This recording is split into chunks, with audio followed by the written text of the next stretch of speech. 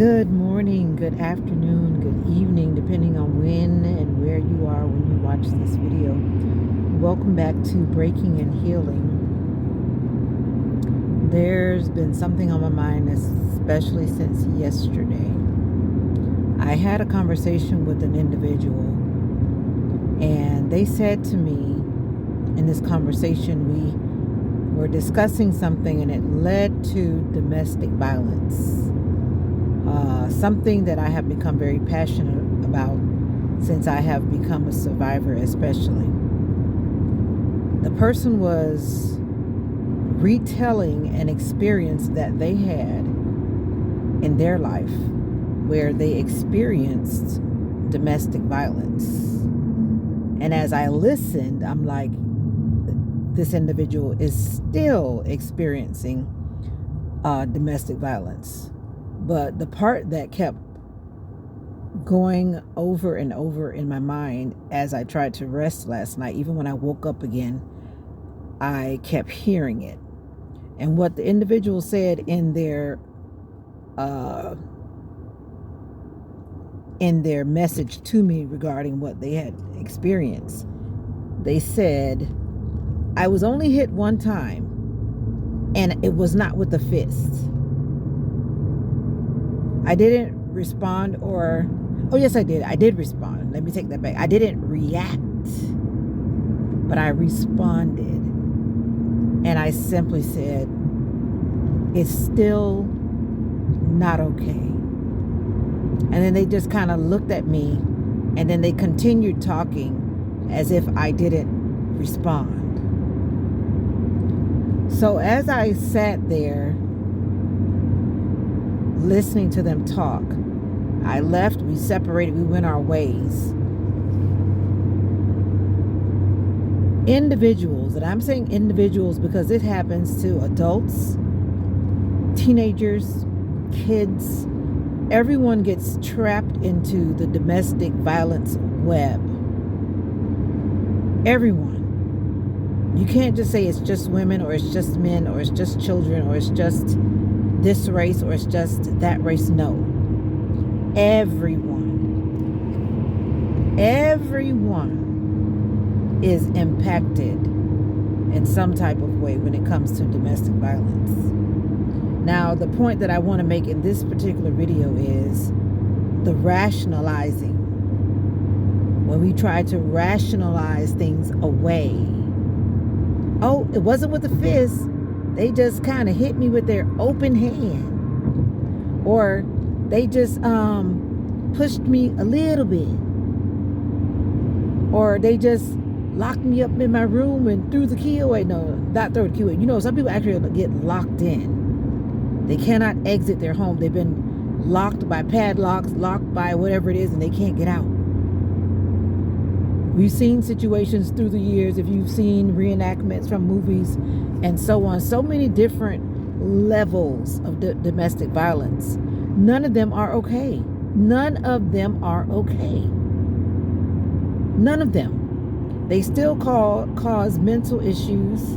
They cause emotional issues. And these things, for most purposes, in most cases, it's lifelong. Yes, it may reduce in its severity when it comes to how you respond to different triggers that happen around you in your environment.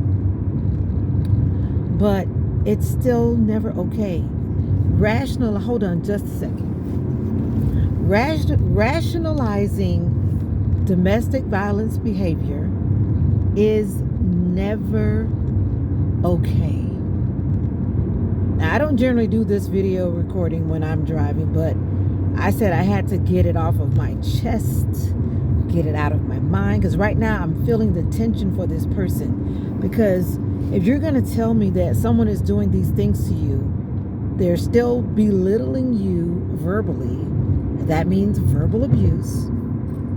That's not okay. You're not okay because you're rationalizing it away and saying, oh, this person has blank, blank, blank. That's why they're doing this to me. No, that person needs to address their issues, and you need to address what they're doing to you, which is now your issue. Let's call it what it is. Let's call it what it is. We cannot rationalize the hurt and the harm that domestic violence brings to a person. And I was listening to another presentation, and it was talking about the different levels of sexual abuse. And sometimes we don't think about every aspect, and we always think about the sexual side of being just penetration of some form or something of that nature. But when I was listening to that person, and then they said that, for example, an unwanted kiss is sexual assault or sexual abuse, whichever one. I don't remember the exact, but it's one of those. I don't want to say that it is and it's not, so I'm going to say sexual abuse or sexual assault. But it also depends on how it happens. I guess it'll fall in either category. But the point is, something so minute and something so simple, if someone decided to press charges, that person will be in big trouble, because it falls in under that descriptive of what that particular crime is. And that person as well should not rationalize that away, because if you've experienced something that is saying that I don't want that, this person is pressuring me or forcing themselves on me in some type of way, then it's not okay as well. You know what I'm saying? This video, it's not meant to be long, but it's just simply meant to put this point out there and to get it documented here on Breaking and Healing. That is just not okay. It is not okay to rationalize or accept domestic violence behavior. Now, sometimes we watch individuals who are suffering in a situation. Sometimes some people are hard to help. You can attempt and try to help them, but until they're ready to accept the help, receive what you're saying, it's like talking to a brick wall. They have to want it for themselves. They have to want to leave the situation for themselves.